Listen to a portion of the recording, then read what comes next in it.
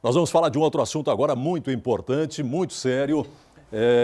Convidamos para este assunto o professor de Direito Constitucional, o professor César Wolff, advogado, representando a OAB aqui de Blumenau, porque nós tivemos ontem, e é o assunto do dia hoje, está todo mundo comentando, a decisão dos ministros do Supremo Tribunal Federal, né, que decidiram por 6-5, por maioria, portanto, né, que são contrários à prisão depois da condenação em segunda instância, ainda precisa chegar até a última instância, tem o amplo direito de defesa.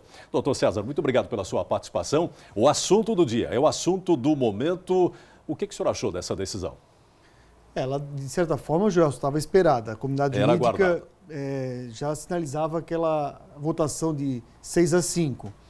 Mas é realmente frustrante, né? Quando você está aí com 5 anos de Operação Lava Jato, nós que acompanhamos aí o crime do colarinho branco, tendo um desfecho fora daquilo que era o tradicional, que era a prescrição dos crimes, a absolvição dos envolvidos, né? Então ela é frustrante. Fizeram uma interpretação da Constituição apertada, né? Um voto para um lado para o outro. Apenas um voto. E a gente precisa compreender isso e entender que o direito ele é igual a uma novela. Cada decisão é um capítulo, né? E esse capítulo, para muitos, é um retrocesso.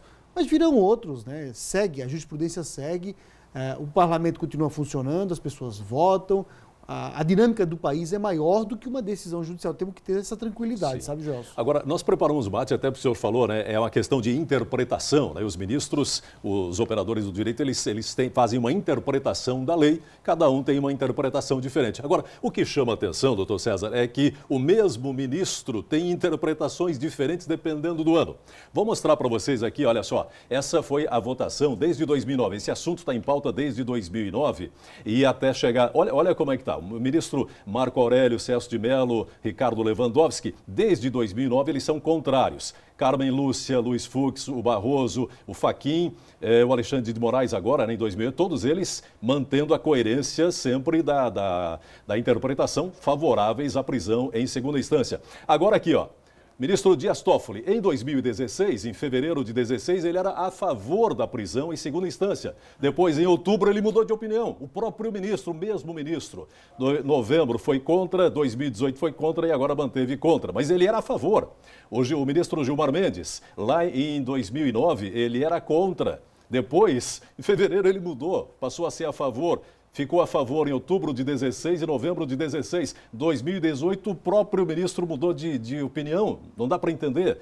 A ministra Rosa Weber, né, em fevereiro e em outubro lá de 16, era contra. Em novembro de 16, ela não se manifestou. Em 2018, ela mudou de opinião, passou a ser a favor da prisão em segunda instância. Agora, em 2019, ela muda de novo o entendimento e passa a ser contra. Então, assim, a gente entende, logicamente, que cada um tem uma interpretação da Constituição. Agora, o próprio ministro entender, num ano, que a Constituição tem que ser interpretada de um jeito, no ano seguinte, ele interpreta a Constituição de maneira diferente, isso é muito esquisito, né, doutor?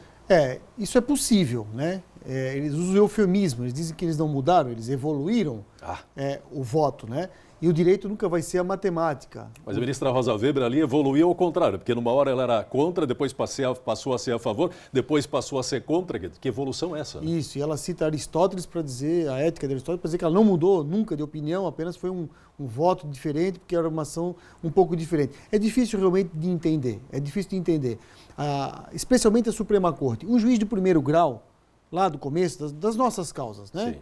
Ele, quando ainda está se atendo à matéria, posicionamento de um jeito, depois ele muda, é normal. Ele sim está evoluindo na Constituição, mas quando chega lá no final da pirâmide, que é o Supremo Tribunal Federal, a mudança de orientação do Supremo, ele é chocante. Eu acho que essa decisão, nós vamos comentar bastante sobre ela ainda, Joelson, e haverá uma repercussão grande ainda. Agora, para o nosso telespectador entender, então, na prática, como é que fica agora, então? Por exemplo, né, tem a questão do ex-presidente Lula, os advogados já estão pedindo a liberação dele hoje mesmo, né? Como é que fica na prática? Todos os condenados em segunda instância, eles são liberados automaticamente, dependem do pedido do advogado, enfim, mas todos a partir de agora podem ser liberados. Em torno de 5 mil, né, pelo menos isso que está se lendo na imprensa. Evidente que a partir do momento que a decisão da Suprema Corte é essa, a orientação de 6 dos 5 ministros, os juízes, na medida em que os pedidos vão entrando nos processos, têm que liberar. E tem que liberar logo, não tem que esperar a publicação do acordo, não. Afinal de contas, não é brincadeira. Sim. É a Suprema Corte do país. tem consequências, a decisão está tomada, agora tem que ser cumprida. Na minha opinião, Lula já deveria ter dormido em casa essa noite. Né? Eu acho que tem que ser rápido, sim, porque a decisão tem que ser cumprida. Tá certo. O doutor César Wolff, portanto, da OAB aqui, ele que é advogado constitucionalista, né? E também entende muito, portanto, dessa parte processual, conversando com a gente, até para a gente entender, né, o que aconteceu. Muito obrigado, doutor. Um grande abraço, viu?